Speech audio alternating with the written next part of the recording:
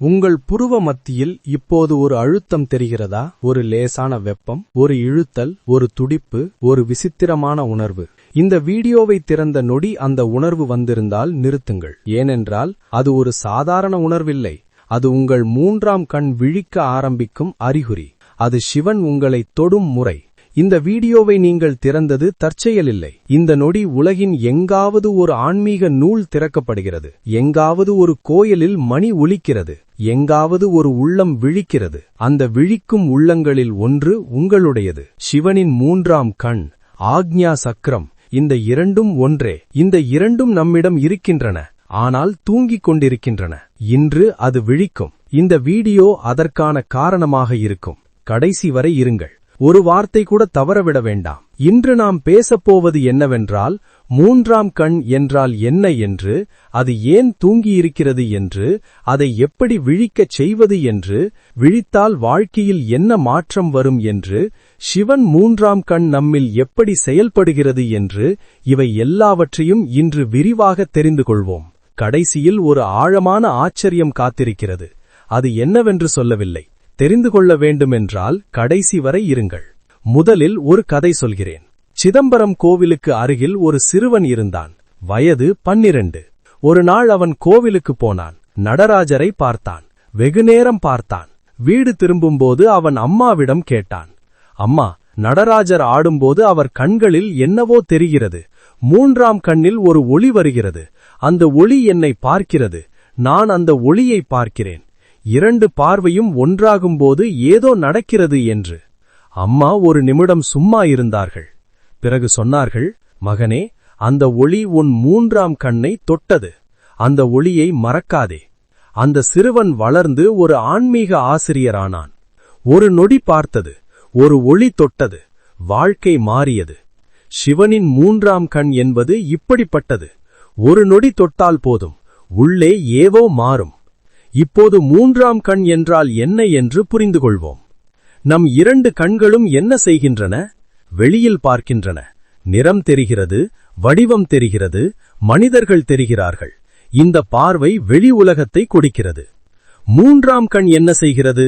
உள்ளே பார்க்கிறது. உண்மை தெரிகிறது, மறைந்திருப்பது தெரிகிறது. சிவன் தெரிகிறார்.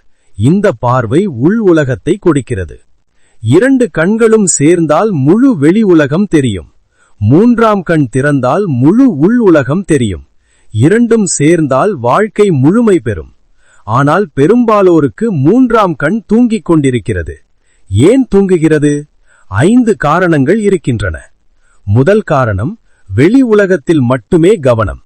செய்தி, சமையல், வேலை, பணம், கடன், வீடு, இவற்றில் முழுக்க மூழ்கியிருக்கிறோம். உள்ளே திரும்பவே மறந்திருக்கிறோம். மூன்றாம் கண் உள்ளே பார்க்கும் கண். உள்ளே திரும்பாவிட்டால் அது திறக்காது. இரண்டாவது காரணம், மன சத்தம். மனம் எப்போதும் ஓடிக்கொண்டிருக்கிறது. நேற்றையது, நாளையது, கோபம், கவலை, திட்டம். இந்த சத்தங்களில் மூன்றாம் கண்ணின் நுண்ணிய ஒளி கேட்காது. மூன்றாவது காரணம், கொட்டாவி மூட்டங்கள், அதாவது பழைய நம்பிக்கைகள். நான் சாதாரண மனிதன், என்னிடம் ஆன்மீக சக்தி இல்லை. மூன்றாம் கண் என்பது யோகிகளுக்கு மட்டுமே. இந்த நம்பிக்கைகள் மூன்றாம் கண்ணை மூடி வைக்கின்றன. நான்காவது காரணம், உணவு மற்றும் வாழ்க்கை முறை. நம் உடல் ஒரு கருவி. அந்த கருவி சுத்தமாக இருந்தால் ஆன்மீக சக்திகள் வெளிப்படும். உடல் கனமாக இருந்தால் ஆன்மீக சக்திகள் மழுங்கும். ஐந்தாவது காரணம், பயம். மூன்றாம் கண் திறந்தால் என்ன ஆகும் என்ற பயம். உண்மை தெரிந்தால் வலிக்குமா என்ற பயம். வாழ்க்கை மாறிவிடுமா என்ற பயம். இந்த பயமே மூன்றாம் கண்ணை தூங்க வைக்கிறது. இந்த 5இல் உங்களுக்கு எது பொருந்துகிறது? ஒரு நொடி யோசியுங்கள். தெரிந்து கொண்டால் என்ன ஆகும்? திருத்திக் கொள்ளலாம். மூன்றாம் கண் விழிக்கலாம். இப்போது ஒரு மிகவும் முக்கியமான விஷயம். மூன்றாம் கண் விழிக்கும் அறிகுறிகள் என்னென்ன என்று தெரியுமா? புருவ மத்தியில் ஒரு அழுத்தம் வரும். இது ஆரம்பத்தில் சொன்னேன். இது ஒரு அறிகுறி. திடீர் உள்ளுணர்வுகள் வரும். ஒரு விஷயம் நடக்கும் முன்பே தெரிவதாக உணர்வு. இது இரண்டாவது அறிகுறி. கனவுகள் மிகவும் தெளிவாக வரும். அர்த்தமுள்ள கனவுகள் வரும். விழித்திருக்கும் போதே கனவு போல் தெளிவான காட்சிகள் வரும். இது மூன்றாவது அறிகுறி. யாரோடாவது பேசும்போது அவர்கள் வார்த்தைகளுக்கு அப்பால் உள்ளதை உணரும் திறன் வரும். மனிதர்களை ஆழமாக புரிந்து கொள்ளும் திறன் வரும். இது 4வது அறிகுறி. ஒளி உணர்வுகள் வரும். தியானத்தில் ஒரு வெளிச்சம் தெரியும். புருவ மத்தியில் ஒரு நீல ஒளி அல்லது வெண்மை ஒளி தெரியும். இது 5வது அறிகுறி. அமைதி நோக்கிய ஈர்ப்பு வரும். சத்தமான இடங்கள் பிடிக்காது. அமைதியான இடங்கள் பிடிக்கும். தனிமை பயமாக இருப்பதற்கு பதில் தனிமை விருப்பமாக மாறும். இது 6வது அறிகுறி. இவற்றில் ஒன்றோ இரண்டோ இப்போது உங்களுக்கு நடக்கிறதா? நடந்தால் உங்கள் 3ஆம் கண் விழிக்க ஆரம்பித்து விட்டது. இந்த வீடியோ தலைப்பே சொல்கிறதல்லவா, விழிக்க ஆரம்பித்து விட்டது என்று. இது உண்மை, உங்களுக்கு நடக்கிறது. இப்போது அந்த விழிப்பை முழுமையாக்க வேண்டும். அதை எப்படி செய்வது என்று இந்த வீடியோவில் படிப்படியாக சொல்கிறேன். ஒரு கதை சொல்கிறேன். பாளையங்கோட்டையில் ஒரு வயோதிக ஆசிரியர் இருந்தார். பெயர் ஆனந்தன். வயது 67. வாழ்க்கையில் நிறைய படித்தவர். ஆனால் ஒரு நாள் ஒரு மாணவன் கேட்டான், ஐயா, நீங்கள் இவ்வளவு படித்தீர்கள், ஆனால் அமைதியாக இருக்கிறீர்கள், கோபமில்லை, கவலை இல்லை, எப்படி? ஆனந்தன் சொன்னார், நான் வெளியில் படித்தது நிறைய, ஆனால் ஒரு நாள் தியானத்தில் ஒரு ஒளி தெரிந்தது. புருவ மத்தியில் தெரிந்தது. அந்த ஒளியை பார்த்தேன். அந்த ஒளி பார்க்கும்போது எல்லா ஞானமும் உள்ளே இறங்கியது. எல்லாமே புரிந்தது. மாணவன் கேட்டான், அந்த ஒளி என்ன? ஆனந்தன் சொன்னார், சிவன். இந்த வாக்கியம் மிகவும் சக்தி வாய்ந்தது. தியானத்தில் புருவ மத்தியில் தெரியும் ஒளி சிவன். அது 3ஆம் கண்ணின் விழிப்பு.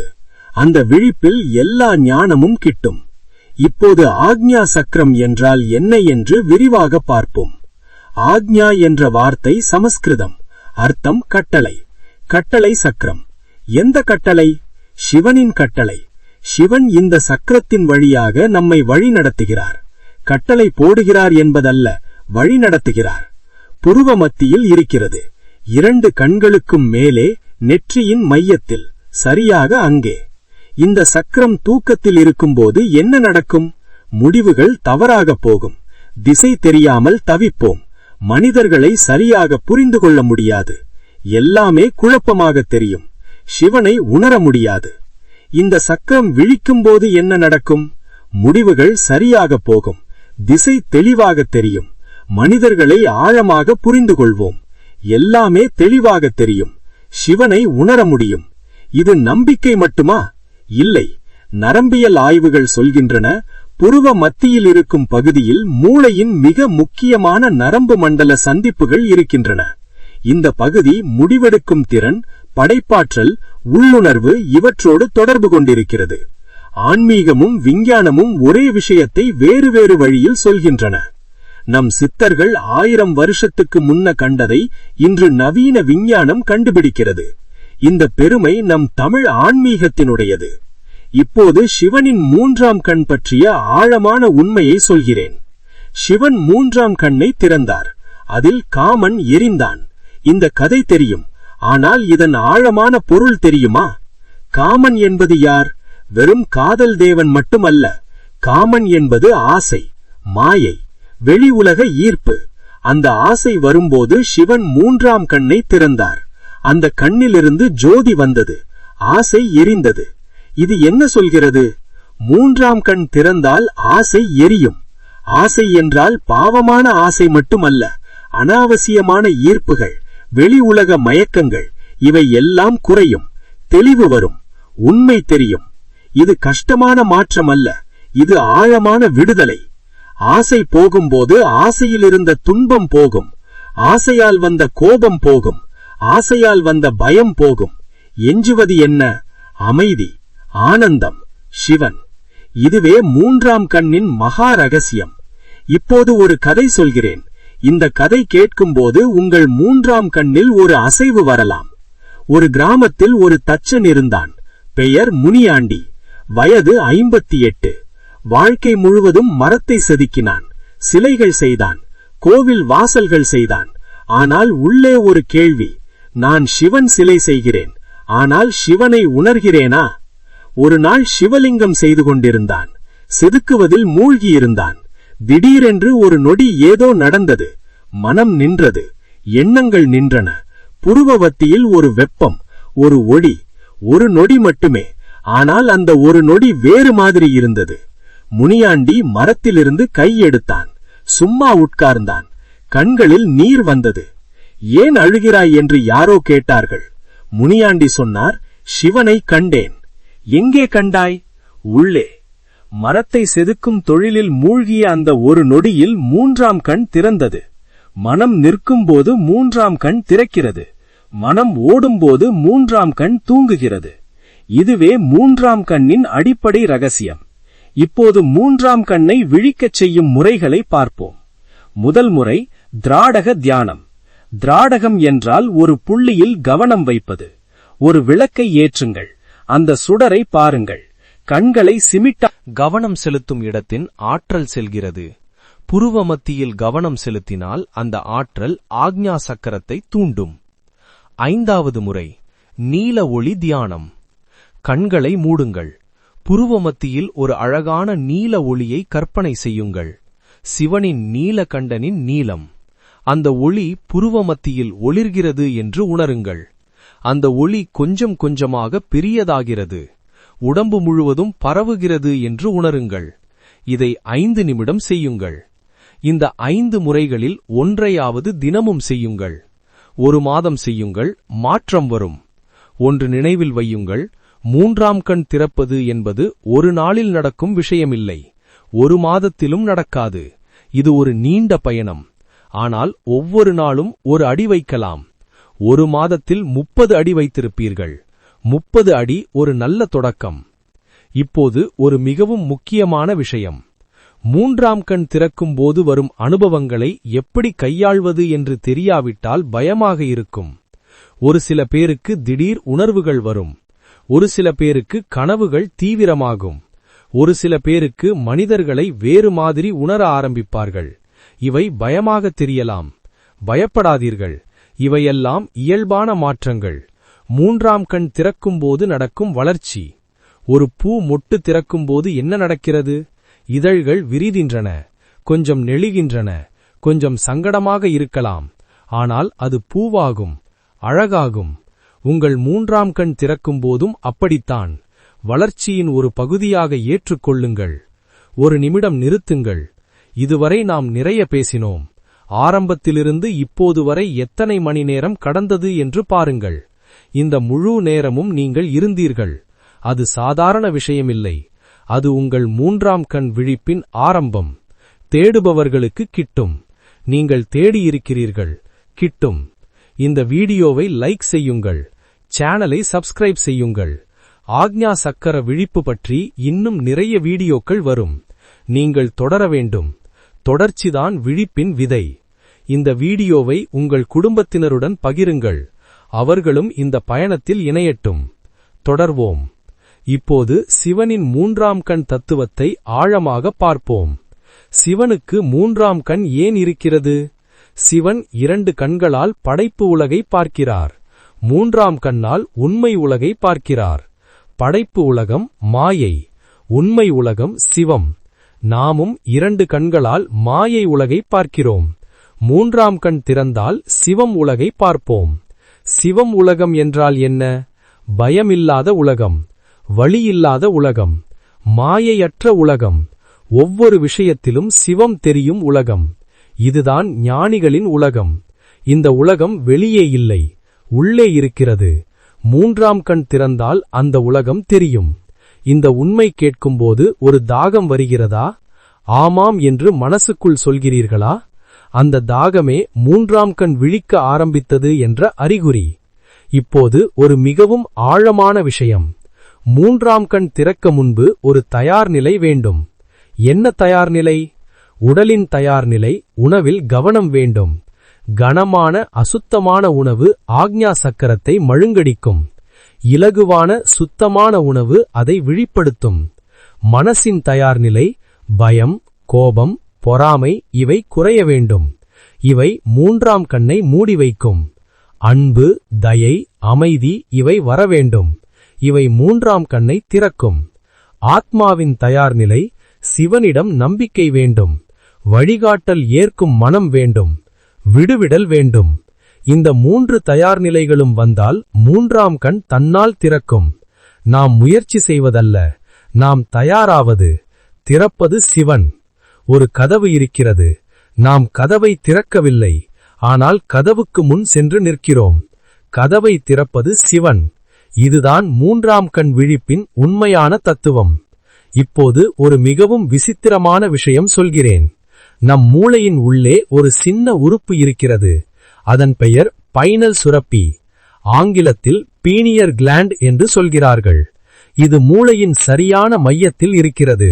சரியாக புருவமத்தியோடு தொடர்பு கொண்டிருக்கிறது. இந்த பைனல் சுரப்பி என்ன செய்கிறது?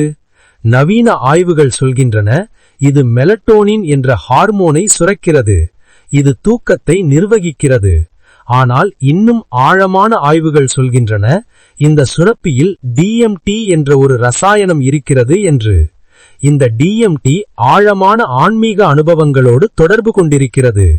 இந்த பைனல் சுரப்பிதான் ஆக்ஞா சக்கரத்தின் உடல் அமைப்பு. ஆன்மீகம் என்பது வெறும் நம்பிக்கை மட்டுமில்லை. நம் உடலில் அதற்கான உறுப்புகள் இருக்கின்றன. அந்த உறுப்புகள் ஒழுங்காக வேலை செய்தால் ஆன்மீக அனுபவங்கள் வரும். தியானம் செய்யும்போது பைனல் சுரப்பி செயல்படுகிறது. ஓம் சொல்லும்போது இந்த சுரப்பி அதிர்வடைகிறது. ஒரு புள்ளியில் கவனம் வைக்கும்போது இந்த சுரப்பி ஆற்றல் பெறுகிறது. நம் முன்னோர்கள் அறிந்திருந்தார்கள். அதனால் திலகம் வைத்தார்கள். புருவ மத்தியில் விபூதி வைத்தார்கள். இவையெல்லாம் அந்த சுரப்பியை செயல்படுத்தும் வழிகள். விபூதி வையுங்கள், திலகம் வையுங்கள். இவை 3ஆம் கண் விழிப்புக்கு உதவும். இப்போது ஒரு அழகான கதை. திருவண்ணாமலை மலையடிவாரத்தில் ஒரு முதியவர் இருந்தார். பெயர் சோமசுந்தரம். வயது 75. ஒவ்வொரு நாளும் காலையில் மலையை பார்ப்பார். வெகுநேரம் பார்ப்பார். யாரோ கேட்டார், ஏன் இவ்வளவு நேரம் மலையை பார்க்கிறீர்கள்? சோமசுந்தரம் சொன்னார், அருணாச்சலம் என்னை பார்க்கிறது, நான் அதை பார்க்கிறேன். இந்த 2 பார்வையும் ஒன்றாகும்போது ஒரு ஆனந்தம் வருகிறது. கேட்டவர் சொன்னார், அது எப்படி தெரிகிறது? சோமசுந்தரம் சொன்னார், புருவ மத்தியில் ஒரு வெப்பம், ஒரு ஒளி. அதுவே அருணாச்சலம் கண், அதுவே சிவம் கண். ரமண மகர்ஷி இதையே சொன்னார். அருணாச்சலம் பார்க்கும், நாம் பார்ப்போம். 2 பார்வை ஒன்றாகும். அதுவே தரிசனம். அதுவே 3ஆம் கண் திறப்பு. நீங்கள் ஒரு கோயிலில் சிவலிங்கத்தை பார்க்கும்போது வெறுமனே பாருங்கள். சிவலிங்கம் உங்களை பார்க்கிறது என்று உணருங்கள். இந்த 2 பார்வையும் ஒன்றாகட்டும். அந்த நொடி 3ஆம் கண் விழிக்கிறது. இது ஒரு சக்தி வாய்ந்த தரிசன முறை. இப்போது 3ஆம் கண் விழிப்பு மற்றும் அன்றாட வாழ்க்கை இவை எப்படி தொடர்பு கொண்டிருக்கின்றன என்று பார்ப்போம். 3ஆம் கண் விழிந்தால் முடிவு எடுக்கும் திறன் அதிகரிக்கும் என்று சொன்னேன். இது வாழ்க்கையில் எப்படி வெளிப்படும்? ஒரு வியாபாரியாக இருந்தால் சரியான முடிவு எடுக்கும் திறன் வரும். சரியான மனிதர்களை நம்பும் திறன் வரும். சரியான நேரத்தில் சரியான வாய்ப்பை பார்க்கும் திறன் வரும். ஒரு ஆசிரியராக இருந்தால் மாணவர்களை ஆழமாக புரிந்து கொள்ளும் திறன் வரும். சரியான வார்த்தையில் சரியான நேரத்தில் சொல்லும் திறன் வரும். ஒரு மருத்துவராக இருந்தால் நோயாளியை ஆழமாக புரிந்து கொள்ளும் திறன் வரும். நோயின் வேரை கண்டுபிடிக்கும் உள்ளுணர்வு வரும். ஒரு கலைஞராக இருந்தால் ஆழமான படைப்பாற்றல் வரும். இந்த உலகத்தை வேறு மாதிரி பார்க்கும் பார்வை வரும். அந்த பார்வையிலிருந்து அழகான கலை வரும். எந்த தொழிலாக இருந்தாலும் 3ஆம் கண் விழிப்பு அதை ஆழமாக சிறப்பாக செய்ய உதவும். ஏனென்றால் 3ஆம் கண் என்பது ஆழமான பார்வை. அந்த பார்வை எல்லா வேளையிலும் உதவும். இப்போது ஒரு முக்கியமான விஷயம். 3ஆம் கண் விழிப்பில் சிவன் நாமத்தின் பங்கு. ஓம் நமச்சிவாய என்ற மந்திரம் 3ஆம் கண் விழிப்பில் மிகவும் சக்தி வாய்ந்தது. ஏன்? மா என்ற எழுத்து நீர் தத்துவம், சி என்ற எழுத்து நெருப்பு தத்துவம், வா என்ற எழுத்து காற்று தத்துவம், யா என்ற எழுத்து ஆகாயம், நா என்ற எழுத்து பூமி. இந்த 5ம் சேர்வது பஞ்சபூதங்களின் ஒன்றிணைவு. இந்த ஒன்றிணைவு புருவ மத்தியில் நடக்கும்போது ஆக்ஞா சக்கரம் விழிக்கிறது. நமச்சிவாய சொல்லும்போது ஒவ்வொரு எழுத்தும் புருவ மத்தியில் நிரம்புகிறது என்று உணருங்கள்.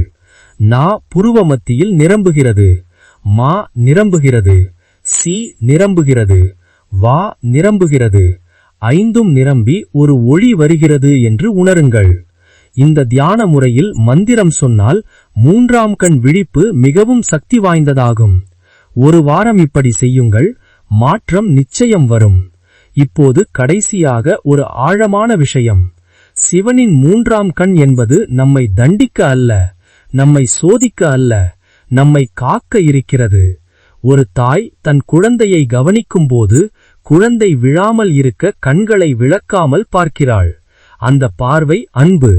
சிவனின் 3ஆம் கண்ணும் அப்படித்தான்.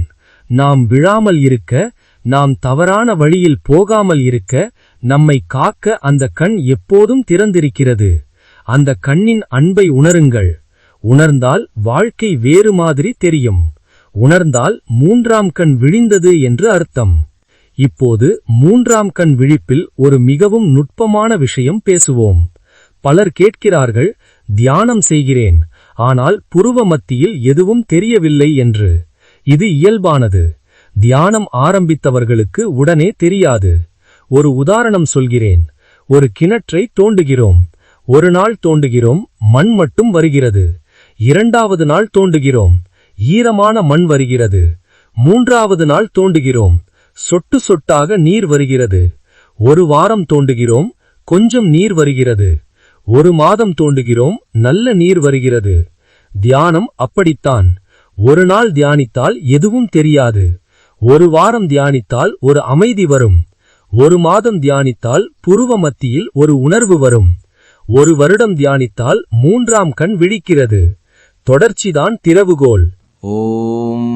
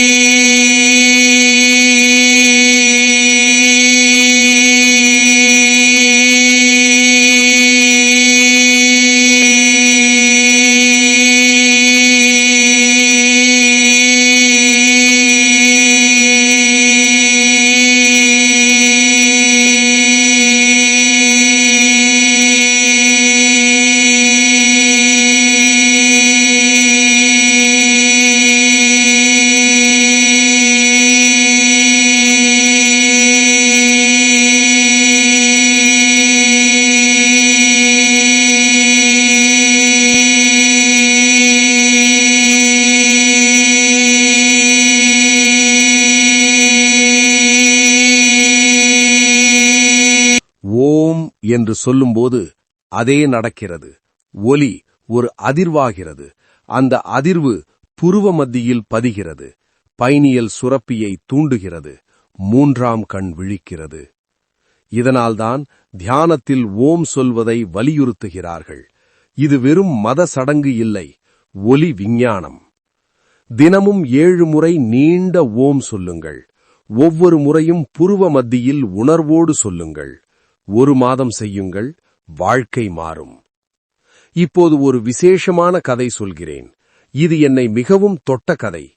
ஒரு தாத்தா தன் பேரனுக்கு 3ஆம் கண் என்றால் என்ன என்று சொல்லிக் கொடுத்தார். பேரன் வயது 8. தாத்தா ஒரு தியான குருவோடு படித்தவர். தாத்தா சொன்னார், மகனே, உன்னிடம் ஒரு கண் இருக்கிறது. அது 2 கண்களுக்கும் நடுவே இருக்கிறது. அது சிவன் கொடுத்த கண். பேரன் கேட்டான், அது ஏன் தெரியவில்லை? தாத்தா சொன்னார், தெரியவில்லை என்று இல்லை, அது அமைதியில் தெரியும், சத்தத்தில் தெரியாது. பேரன் கேட்டான், எப்படி பார்ப்பது? தாத்தா சொன்னார், கண்களை மூடு, மௌனமாக இரு, அங்கே ஒரு ஒளி வரும், அது சிவன் கண். பேரன் 1 நிமிடம் கண்களை மூடினான், பிறகு திறந்தான். தாத்தா கேட்டார், என்ன தெரிந்தது? பேரன் சொன்னான், ஒரு சிவப்பு ஒளி தெரிந்தது, 1 நொடி மட்டும். தாத்தா அமைதியாக சொன்னார், அது சிவன், அந்த ஒளியை மறக்காதே. இந்த குழந்தை வளர்ந்தால் என்ன ஆவான்? யாரும் சொல்ல முடியாது. ஆனால் அவன் 3ஆம் கண்ணை 1 நொடி கண்டான். அந்த 1 நொடி வாழ்க்கையில் ஒரு விதையை விதைத்தது.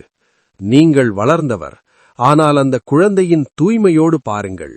கண்களை மூடுங்கள், மௌனமாக இருங்கள், ஒளியை தேடுங்கள்.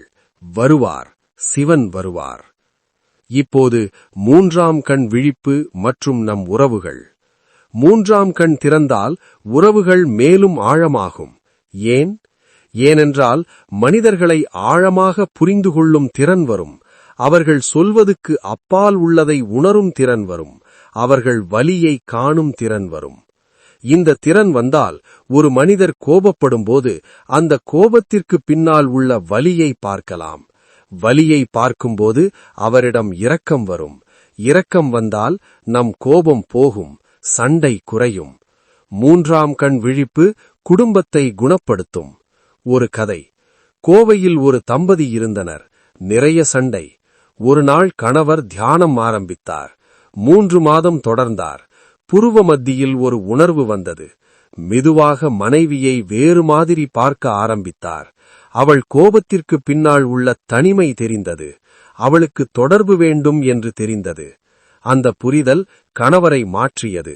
மாற்றம் மனைவியையும் மாற்றியது. சண்டை குறைந்தது, அன்பு வளர்ந்தது. 3ஆம் கண் விழிப்பு உறவுகளை சரி செய்கிறது. இது வேண்டுமா? தியானம் தொடங்குங்கள். 3ஆம் கண் விழிக்கட்டும். இப்போது ஒரு மிகவும் முக்கியமான விஷயம். 3ஆம் கண் விழிப்பில் சரியான குரு வழிகாட்டல் முக்கியம் என்று சொல்கிறார்கள். இது உண்மை. ஆனால் குரு என்றால் என்ன? குரு என்பது ஒரு மனிதர் மட்டுமில்லை. ஒரு நூல் குரு, ஒரு கோயில் குரு, ஒரு அனுபவம் குரு, இயற்கை குரு. சிவன் மகா குரு. தட்சிணாமூர்த்தி வடிவில் ஞானம் கொடுக்கிறார். அவரிடம் நேரடியாக கேளுங்கள். ஒரு ஆழமான தியானத்தில் கேளுங்கள், என்னை வழிகாட்டு என்று. அவர் வழிகாட்டுவார். சிவனே குரு, அவரே வழி, அவரே இலக்கு. இந்த நம்பிக்கையோடு 3ஆம் கண் விழிப்பு பயணத்தை தொடருங்கள். இப்போது 3ஆம் கண் விழித்தவர்களின் அனுபவங்களை பார்ப்போம். இவர்கள் யார்? புத்தர், மகாவீரர், ரமண மகர்ஷி, திருமூலர், மாணிக்கவாசகர். இவர்கள் எல்லாம் 3ஆம் கண் திறந்தவர்கள். இவர்கள் என்ன சொல்கிறார்கள்? திருமூலர் சொல்கிறார், உடம்பு ஒரு கோயில், சிவன் உள்ளே இருக்கிறார். அந்த கோயிலை அறிந்தவர் சிவனை அறிவார் என்று. அந்த கோயிலை அறிவது 3ஆம் கண். ரமண மகர்ஷி சொல்கிறார், நான் யார் என்று கேளுங்கள். அந்த கேள்வி உள்ளே திரும்பும். உள்ளே திரும்பும்போது 3ஆம் கண் திறக்கும், ஆத்மாவை காணலாம் என்று. மாணிக்கவாசகர் சொல்கிறார், சிவன் என்னுள்ளே புகுந்தார், என் உள்ளே புகுந்தார், புறத்தே தேடியவன் வீணாக தேடினேன் என்று. இவர்கள் எல்லாரும் ஒரே விஷயம் சொல்கிறார்கள், உள்ளே தேடு, உள்ளே திரும்பு, 3ஆம் கண் திறக்கும். இப்போது ஒரு கதை சொல்கிறேன். இந்த கதை மிகவும் ஆழமானது. ஒரு பட்டம் பறக்கிறது, ஆகாயத்தில் உயர்கிறது. பட்டம் நினைக்கிறது, இந்த நூல் என்னை கட்டி வைக்கிறது, நூல் இல்லாமல் இன்னும் உயரே போகலாம் என்று. நூல் அறுந்தது, பட்டம் கீழே விழுந்தது. நூல்தான் ஆதாரம், நூல்தான் பட்டத்தை உயர வைக்கிறது. நம் வாழ்க்கையும் அப்படித்தான். மூன்றாம் கண் என்பது நூல் போல. அது நம்மை சிவனோடு இணைக்கிறது. அந்த இணைப்பில் உயர்கிறோம். இணைப்பை விட்டால் கீழே விழுவோம். மூன்றாம் கண் திறந்தால் சிவனோடு இணைவு கிட்டும். அந்த இணைப்பில் வாழ்க்கை உயர்கிறது. இப்போது ஒரு மிகவும் நுட்பமான விஷயம். மூன்றாம் கண் திறக்கும்போது நடக்கும் ஒரு அதிசயம் என்னவெனில், 2 கண்களால் பார்க்கும் உலகம் வேறு மாதிரி தெரியும். ஒரு மலரை பார்க்கிறோம். 2 கண்களால் பார்க்கும்போது ஒரு அழகான மலர். ஆனால் மூன்றாம் கண் திறந்தவர்கள் அதே மலரை பார்க்கும்போது அந்த மலரில் சிவன் தெரிகிறார். அந்த மலரின் மகிழ்ச்சி தெரிகிறது. அந்த மலர் பேசுவதாக உணர்கிறார்கள். இது கவிதை இல்லை, இது அனுபவம். ஒரு மனிதரை பார்க்கிறோம். 2 கண்களால் பார்க்கும்போது ஒரு மனிதர். ஆனால் மூன்றாம் கண் திறந்தவர்கள் அதே மனிதரை பார்க்கும்போது அவர் உள்ளே இருக்கும் வலி தெரிகிறது. அவர் உள்ளே இருக்கும் ஆனந்தம் தெரிகிறது. அவரில் சிவன் தெரிகிறார். இந்த பார்வை வந்தால் யாரையும் வெறுக்க முடியாது. யாரிடமும் கோபப்பட கஷ்டமாகும். ஏனென்றால் எல்லாரிலும் சிவன் தெரிகிறார். இந்த பார்வைதான் ஞானம். இந்த ஞானம் வேண்டுமா? மூன்றாம் கண்ணை திறங்கள். இப்போது ஒரு ஆழமான தத்துவம். சிவனுக்கு மூன்றாம் கண் இருக்கிறது, நமக்கும் மூன்றாம் கண் இருக்கிறது. ஏன்? ஏனென்றால் நாம் சிவனின் வடிவம், நாம் சிவ அம்சம். சிவனில் இருப்பதெல்லாம் நம்மிலும் இருக்கிறது. சிவனின் படைப்பு சக்தி நம்மிலும் இருக்கிறது. சிவனின் ஞானம் நம்மிலும் இருக்கிறது. சிவனின் கருணை நம்மிலும் இருக்கிறது. சிவனின் மூன்றாம் கண்ணும் நம்மிலும் இருக்கிறது. ஆனால் ஒரு மறைவு இருக்கிறது, மாயை என்ற மறைவு. அந்த மறைவை நீக்கும் சாவி மூன்றாம் கண் விழிப்பு. மறைவு போனால் என்ன தெரியும்? நாம் சிவனே என்று தெரியும். இதுவே ஆன்மீகத்தின் உயர்ந்த நிலை. இதை சொல்வதற்காக நான் இந்த ஸ்கிரிப்டை எழுதி, ரெக்கார்டு செய்து, எடிட் செய்து உங்களிடம் கொண்டு வந்திருக்கிறேன். சிவனின் இந்த உண்மையை எல்லோரும் தெரிந்து கொள்ள வேண்டும் என்று. இது என் சேவை, சிவனுக்கும் உங்களுக்கும். இப்போது ஒரு கதை சொல்கிறேன். கரூரில் ஒரு சிற்பி இருந்தார். பெயர் வெற்றிவேல். வயது 50. வாழ்க்கை முழுவதும் கற்களை செதுக்கினார், சிவ வடிவங்கள் செய்தார். ஒரு நாள் ஒரு சிவலிங்கம் செதுக்குவதில் மிகவும் மூழ்கியிருந்தார். அந்த மூழ்கலில் மனம் நின்றது. ஒரு திடீர் தெளிவு வந்தது.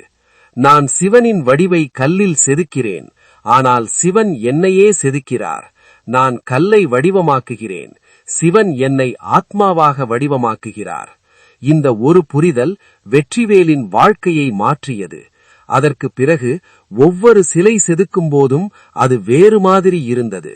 சிவன் தன்னை வேலை செய்விக்கிறார் என்ற உணர்வில் செய்தார். வேலை பூஜையாக மாறியது. தொழில் ஒரு ஆன்மீக பயிற்சியாக மாறும்.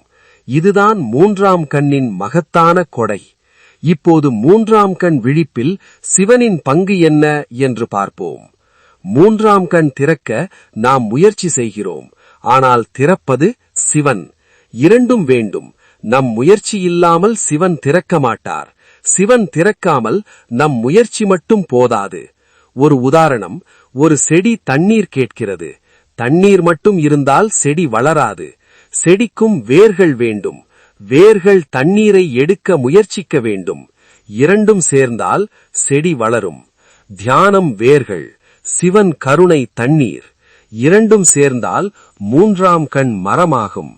தினமும் தியானம் செய்யுங்கள், சிவன் திறப்பார். இப்போது மூன்றாம் கண் விழிப்பின் வெவ்வேறு நிலைகளை பார்ப்போம். முதல் நிலை, புருவ மத்தியில் உணர்வு வருவது. ஒரு அழுத்தம், ஒரு வெப்பம், ஒரு துடிப்பு. இது ஆரம்பம்.